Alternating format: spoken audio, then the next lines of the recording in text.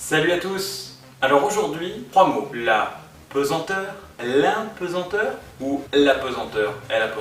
Vous n'y voyez pas clair dans ces notions. Et la gravité est pour vous un truc très lourd, très lourd. C'est parti.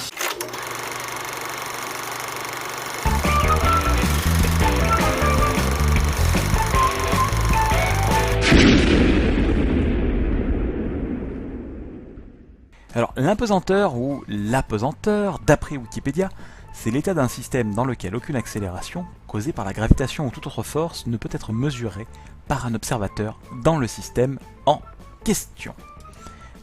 Concentrons-nous tout d'abord sur la pesanteur. Qu'est-ce que c'est ?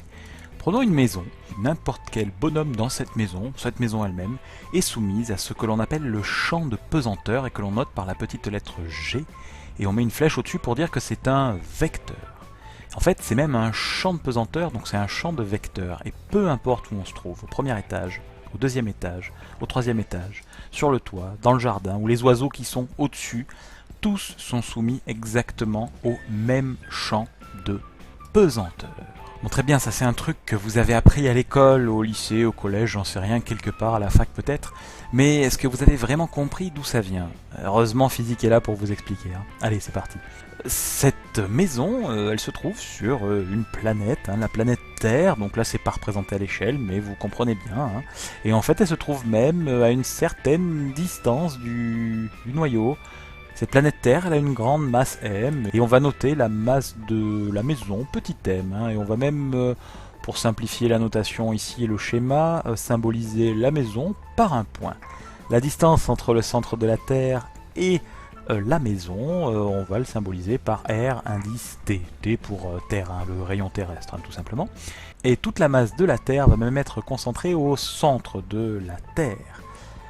Nous avons une force de gravitation qui est représentée ici en bleu et qui va attirer la petite masse vers le centre de la Terre. Une deuxième force qui est la réaction du support qui nous empêche de tomber, sinon on filerait droit vers le centre de la Terre. Elle va compenser exactement la force d'attraction. Bien, d'après Newton, il existe une force de gravitation entre petit m, le point petit m, et le point grand m ici. L'expression de cette force de gravitation, quelle est-elle ? Eh bien, j'étais déjà revenu dessus dans une de mes premières vidéos. Je vous mets un petit lien en bas à gauche, là, voilà. C'est le produit des deux masses divisé par la distance au carré entre ces points. C'est dirigé vers le centre de la Terre et c'est proportionnel à une certaine constante de gravitation G près.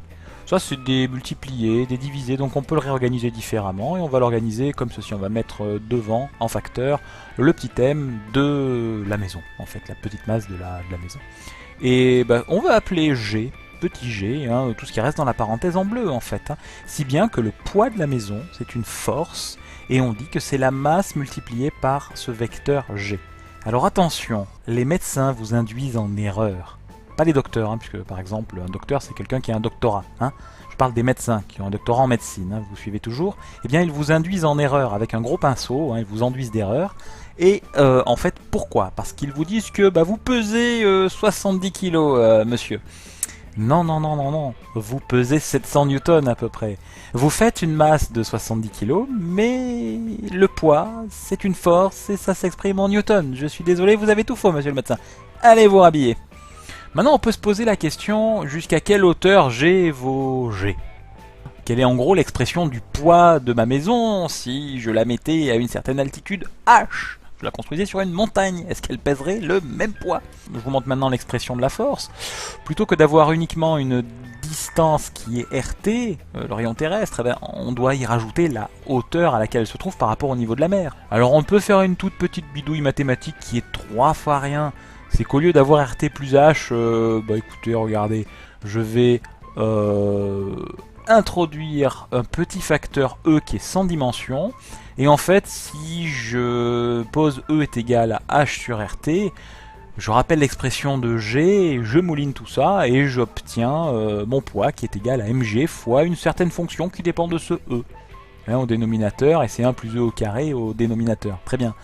Et écoutez, ça c'est très simple, maintenant je peux m'amuser à le calculer. Imaginons par exemple que ma maison est à une altitude de 10 km. Voilà, 10 km divisé par le rayon terrestre qui fait 6300 km. Vous voyez que ça fait pas grand chose. Et au final, ce facteur E, il vaut 0,0016, pas grand chose. Et donc au final, le poids ressenti par cette maison à 10 km d'altitude, c'est pas tout à fait le poids au niveau du sol, mais c'est quand même 99,7%. Donc c'est une petite différence, elle est mesurable, il n'y a pas de souci, on sait le mesurer, même plus petit que ça. Mais on va dire que vous n'allez pas vous sentir plus léger en étant à 10 km. La même question se pose si cette fois-ci on se retrouve à une altitude un petit peu plus haute, par exemple 600 km. On va dire en gros un satellite, une station spatiale à tout hasard. Je vous renvoie à ma dernière vidéo mais quoi qu'est-ce sur Gravity.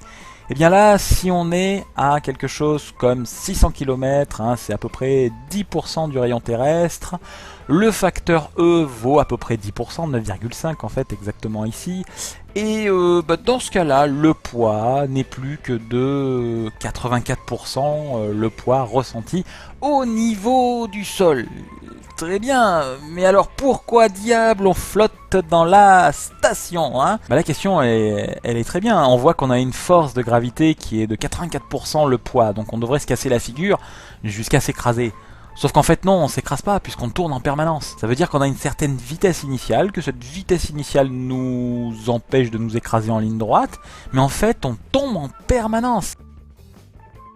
On va utiliser un petit peu un outil, je dirais génial, de la physique newtonienne, le principe fondamental de la dynamique, appelé autrement la deuxième loi de Newton, le retour. Voilà.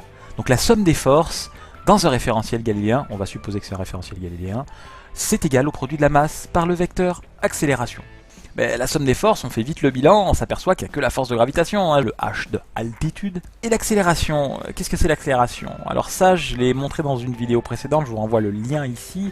Mais l'accélération, qu'est-ce que c'est? Eh bien, la composante de l'accélération qui se trouve être en direction du centre de la Terre, c'est la norme du vecteur vitesse au carré divisé par la distance.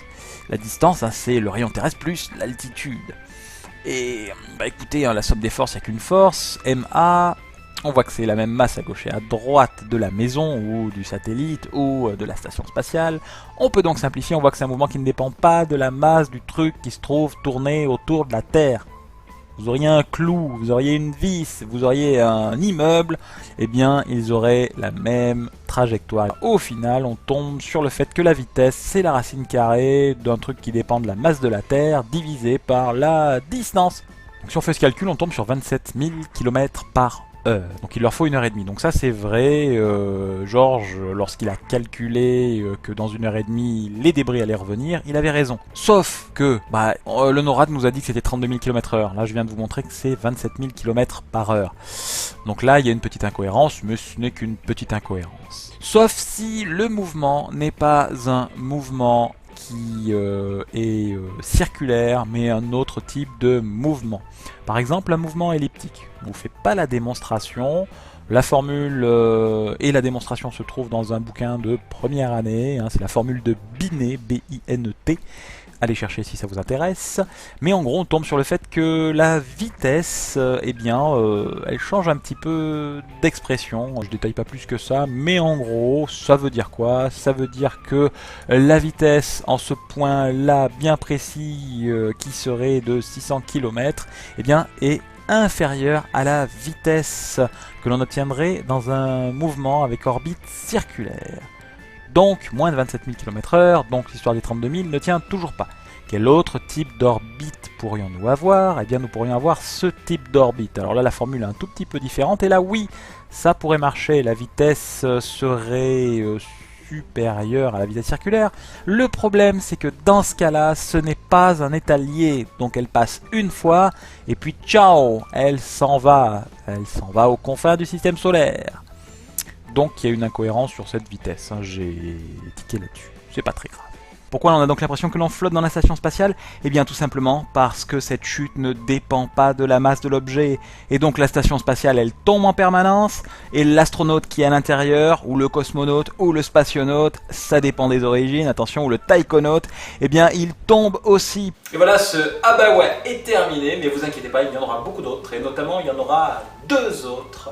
sur le même thème de Gravity avec la conservation de la quantité de mouvement. Ça, c'est le prochain Abawa qui arrive dans quelques semaines et il sera suivi de très près par un autre Abawa qui lui portera sur la conservation du moment cinétique, qui est une espèce d'objet mathématique tout bête pour pouvoir décrire la rotation des objets. Et on verra que dans certains cas, ce truc peut se conserver. Et Gravity, dans certains cas, il l'a bien conservé, et dans certains cas, le film Gravity l'a pas bien conservé. Mais ça, ce sera pour une autre occasion. Allez, je vais maintenant vous laisser avec une phrase que je ne vous ai jamais dite. Surtout, restez critique. Et toi aussi, le micro, tu peux rester critique.